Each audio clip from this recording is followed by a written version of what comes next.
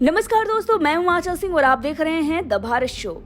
संजय राउत बड़बोले संजय राउत अक्सर अपने बयानों की वजह से सुर्खियां बटोरते रहते हैं। कई बार बड़बोलापन दिखाकर वो उद्धव ठाकरे के लिए मुश्किलें खड़ी कर देते हैं तो कई बार खुद मुश्किलों में फंस जाते हैं। जी हाँ, अभी कुछ दिन पहले ही जेल से बाहर आए संजय राउत ने एक बड़ी मुसीबत मोल ले ली है।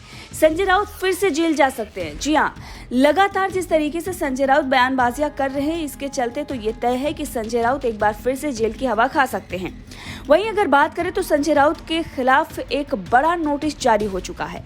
इसके साथ ही संजय राउत के खिलाफ मोहित कंबोज ने भी कई केस दर्ज करवा दिए हैं।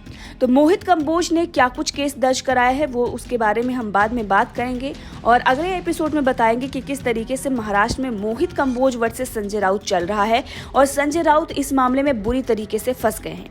लेकिन इस वक्त आपको बताएंगे विधानमंडल को लेकर जिस तरीके से संजय राउत ने अपशब्द कहा, उसे चोर मंडल बताया, अब उस पर किस तरीके से संजय राउत पर कार्रवाई हो रही है और उन्हें नोटिस जारी कर दिया गया है। पूरा मामला क्या है, विस्तार से आपको बताते हैं। दरअसल शिवसेना गुट के सांसद संजय राउत के खिलाफ विशेष अधिकार हनन का मामला राज्यसभा के सभापति ने बुधवार यानी कि 17 मई को राज्यसभा की विशेष अधिकार समिति के पास भेजा है। महाराष्ट्र विधानसभा के खिलाफ आपत्तिजनक टिप्पणी करने पर संजय राउत के खिलाफ विधानसभा अध्यक्ष राहुल नार्वेकर ने विशेष अधिकार हनन का नोटिस दिया था। दरअसल महाराष्ट्र के विधानसभा अध्यक्ष ने इस मामले को लेकर राज्यसभा के सभापति से सिफारिश की थी।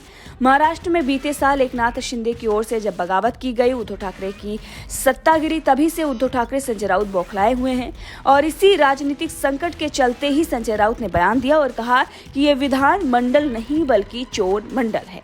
अब इसी पर उन पर गाज गिरी है। वहीं अगर बात करें संजय राउत की, तो संजय राउत के खिलाफ हाल में एक और मामला दर्ज हुआ था और संजय राउत के खिलाफ कई और भी मामले हैं। पीएमसी बैंक घोटाला मामला है जिसमें वो जेल भी जा चुके हैं।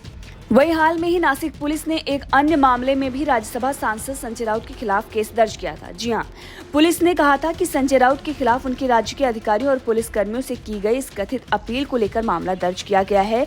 संजय राउत ने कहा था कि राज्य की गैर कानूनी सरकार के आदेशों का पालन न करे। जी हाँ, संजय राउत के द्वारा अधिकारियों और पुलिस कर्मियों से ये कहा गया था कि राज्य की गैर कानूनी सरकार के आदेशों का पालन न करें। एक तरीके से जो लोकतांत्रिक सरकार चल रही है उसके खिलाफ ये बयानबाजी थी संजय राउत की तरफ से, इसीलिए इस पर केस दर्ज किया गया था। वहीं संजय राउत ने महाराष्ट्र में शिवसेना से जुड़े राजनीतिक संकट पर सुप्रीम कोर्ट के फैसले के एक दिन बाद 12 मई को यह अपील की थी। केस दर्ज होने के बाद संजय राउत ने सोमवार को आरोप लगाया था कि नासिक पुलिस ने महाराष्ट्र के मुख्यमंत्री एकनाथ शिंदे और गृह मंत्री देवेंद्र फडणवीस के दबाव के कारण उनके खिलाफ मामला दर्ज किया है। संजय राउत ने यह भी दावा किया कि महाराष्ट्र में लोकतंत्र और आज़ादी बुरी तरह से प्रभावित हुई है और इस प्रकार की तानाशाही से लड़ना होगा। तानाशाही शब्द जैसे ही संजय राउत ने यहाँ पर इस्तेमाल किया तो हमें याद आ जाता है उद्धव ठाकरे का बुरा, जहाँ पर अर्णब गोस्वामी, कंगना रनावत समेत ठक्कर इन सबको आलोचना करने पर उठाकर जेल में डाल दिया जाता है।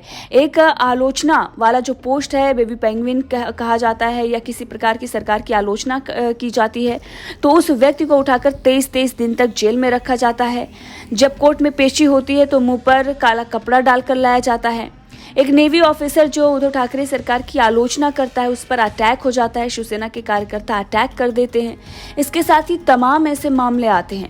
अगर कोई किसी भी प्रकार की टिप्पणी करता है तो उसका घर तोड़ दिया जाता है। तो तानाशाही जो है वो उद्धव ठाकरे सरकार में थी और आज जब वही इन पर आ रही है तो इस प्रकार की बयानबाजी ये कर रहे हैं। बहरहाल संजय राउत जिस तरीके से फंसे हुए हैं, इस पर आपका क्या कुछ कहना है, कमेंट करके जरूर बताइएगा।